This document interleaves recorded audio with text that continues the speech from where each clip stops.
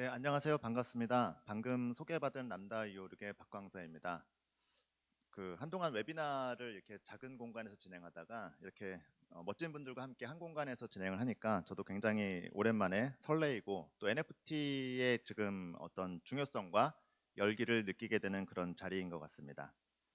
오늘 제가 발표드릴 내용은 바스를 통한 NFT 대중화의 시대인데요.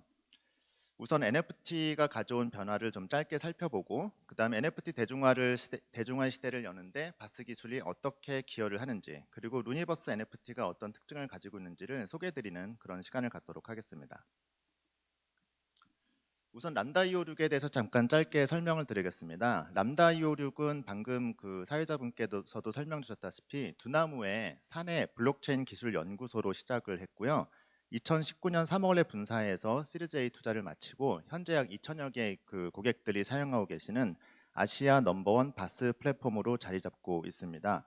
저희가 겪고 있는 여러 가지 고객 케이스 사례 중에 블록체인 게임 그리고 NFT 관련된 부분들이 있는데요. 그런 부분들도 같이 소개해 드리도록 하겠습니다. 우선 non-fungible 토큰 NFT가 가져온 변화에 대해서 먼저 설명을 드릴 건데요. 아시다시피 NFT라고 하는 그 non-fungible, 즉 유니크한 디지털 자산을 소유하고 거래하는 그런 블록체인 기술인데요. 사실 이 NFT라는 기술은 2017년도부터 등장해서 굉장히 오랜 시간 시장에서 새로운 기술로 주목을 받아왔습니다.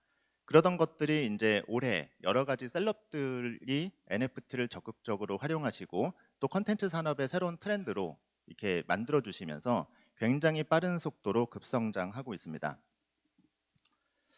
그런 것 중에 좀 재미있는 사례로는 다들 들어보셨겠지만 NBA 탑샷이라고 하는 사례가 있는데요. 거래 규모가 약 300만 건 그리고 500 밀리언 이상의 엄청난 매출을 기록하면서 어떻게 보면 NFT가 본격적으로 대중화되는 그런 시대를 열었다고 해도 과언이 아닐 것 같습니다. 실제로 NBA 탑샷에서 발행된 카드는 이렇게 리스트를 통해서 보실 수 있고요. 그중에 르브론 제임스의 카드 같은 경우는 최고가 25만 불에 거래되기도 하면서 NFT가 실질적으로 어떤 재미만 있는 것이 아니라 그런 재산적 가치를 가지고 있음을 또 한 번 증명한 사례가 됐었고요. 그 다음에 스포츠계의 또 다른 MLB 쪽에서도 라이센스 카드를 전통적으로 지금 왼쪽에 보시는 것처럼 톱스라는 회사에서 전통적으로 종이 카드를 제작하던 회사였는데 이 종이 카드 대신에 이제 NFT를 추가로 발행을 해서 그 개인들이 디지털로 수집하고 거래하고 또 주고받으면서 또 2차 판매까지 할 수 있는 이런 트렌드가 지속되었고, 실제로 MLB는 톱스 이외에도 제2의 지금 업체를 선정해서 추가적인 MLB 라이센스 NFT가 발매 준비 중에 있습니다. 또 최근에 이제 재미있는 사례로 IOC에서 공식적으로 NFT를 발행했는데요. 역사적으로 희귀한 포스터, 그다음 마스코트, 핀 형태의 이런 그 어떤 콜렉터들이 여태까지 원하고 또 모으고 있던 그런 그 아이템들이 지금 보시는 것처럼 3D로 다시 한번 그 재복각이 되면서 이런 것들이 한정판으로 발매가 되고 향후 발매될 올림픽 테마의 게임에서는 활용할 수 있다는 그런 또 어떤 그 메타버스적인 그런 요소를 선보이고 있습니다. 뭐 다들 아시는 것처럼 아트 쪽에서는 이런 붐이 짚혀지는 가장 중요한 계기가 됐었죠. 빅플의 작품이 크리스트를 통해서 경매되는 사례가 있었고요. 또 최근에 또 재밌었던 사례로는 언론의 사례가 있습니다. 그래서 뉴욕타임스에서도 파운데이션이라고 하는 그런 거래 플랫폼을 통해서 신문기사, 좀 유의미한 신문기사 NFT를 약 한화 9억 원에 거래했던 사례가 있었고요.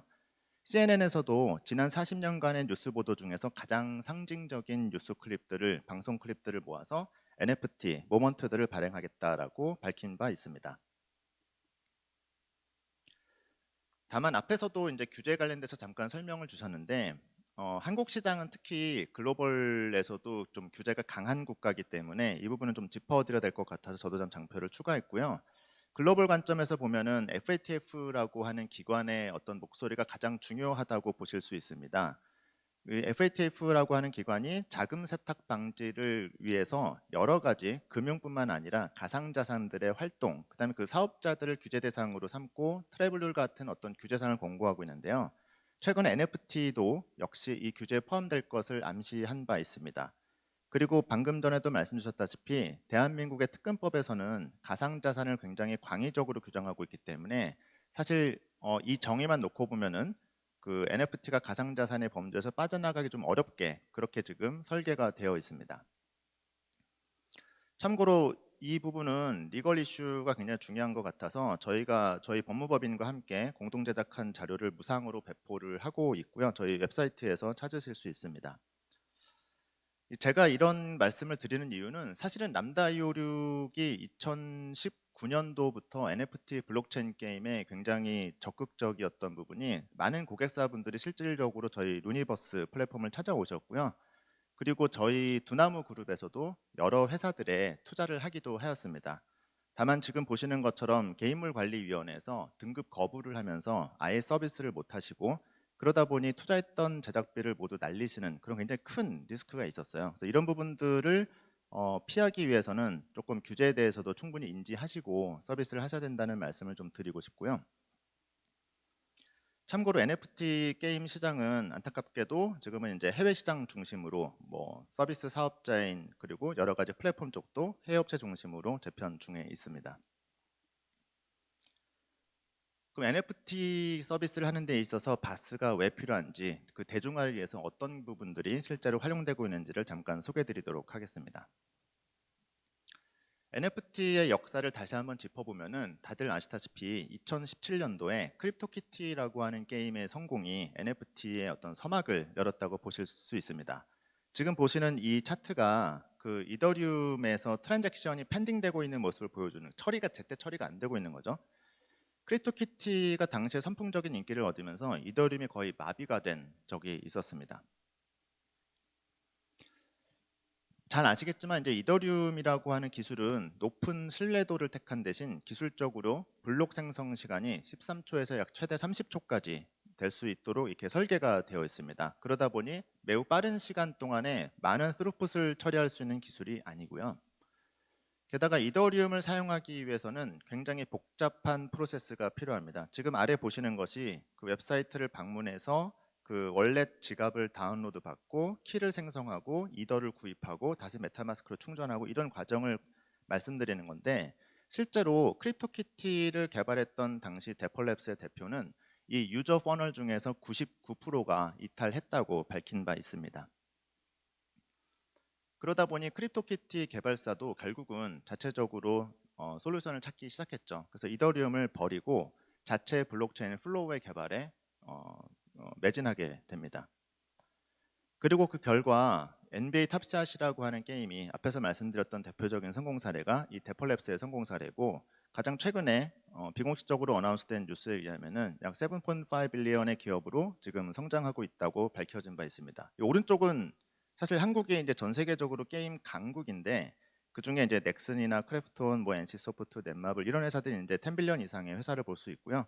유명한 펄어비스나 카카오 게임즈 이런 회사도 사실 4빌리언 정도밖에 되지 않습니다. 지금 NBA 탑샷의 성공으로 데펄랩스가 얼마나 높은 밸류에이션을 받고 있는지 이제 단적으로 보여주는 사례라고 볼 수 있고요. 근데 더 재미있는 거는 저희가 2019년도부터 계속 그 아마 루니버스 웨비나에 참석하셨던 분들은 아실 텐데 텐센트의 성공 사례를 계속 공유드렸던 적이 있습니다. 이미 그 텐센트에서도 그 포켓몬고를 자체적으로 중국 버전을 개발하는 데 있어서 유명한 캐릭터, 포켓몬과 같은 유명한 캐릭터를 사용하는 대신 크립토키티의 어떤 수집성 이런 부분들을 주목해서 지금 보시는 것처럼 일기래차교라는 게임을 개발한 적이 있었고, 당시에 중국 다운로드 1위, 중국 매출 4위를 기록하면서 전 세계 AR 게임 중 2위를 기록한 적이 있습니다. 오른쪽에 보시는 그 화면이 실제로 본인이 획득한 그 고양이, 되게 재미있는 그 특징을 가지고 있는 몬스터를 블록체인에 기록하는 장면입니다.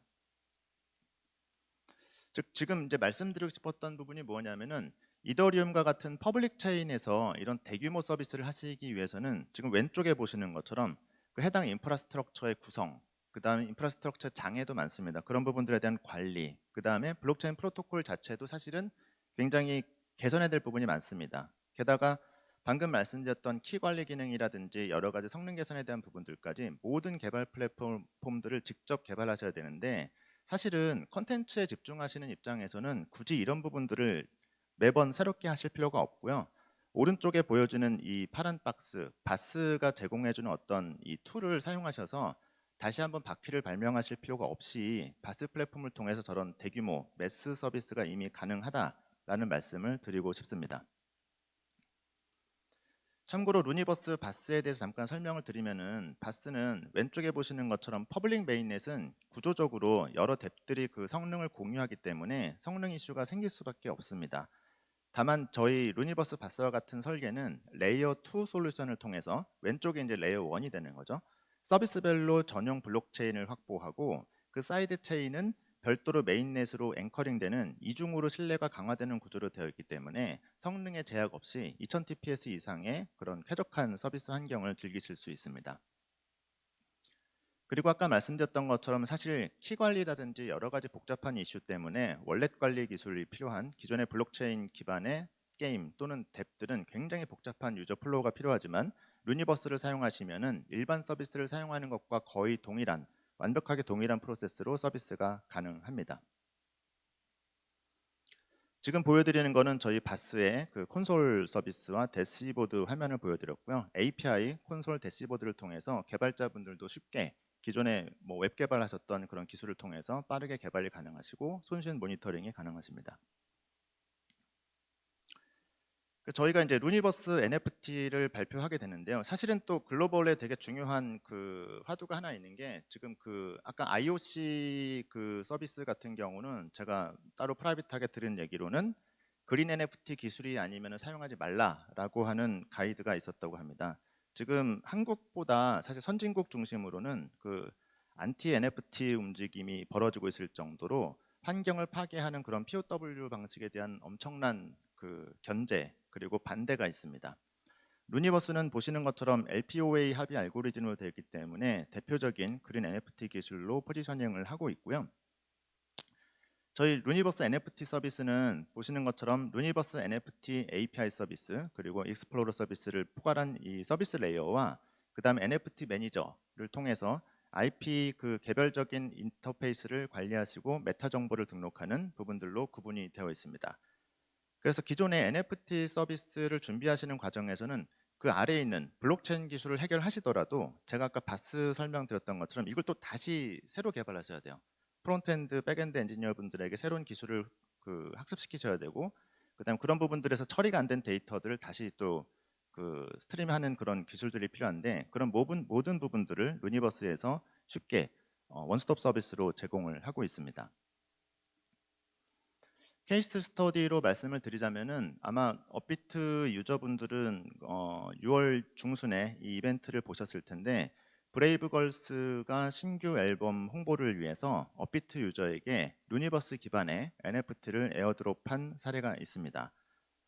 대체불가 브레이브걸스라는 멋진 카피를 들고 나왔는데, 오른쪽에 보시는 것처럼 이제 일러스트 작업이 되어서 그 한정판으로 그 만들어진 NFT가 업비트 유저에게 월렛으로 바로 이제 입고가 되는 그런 프로세스가 개발이 되어 있고요.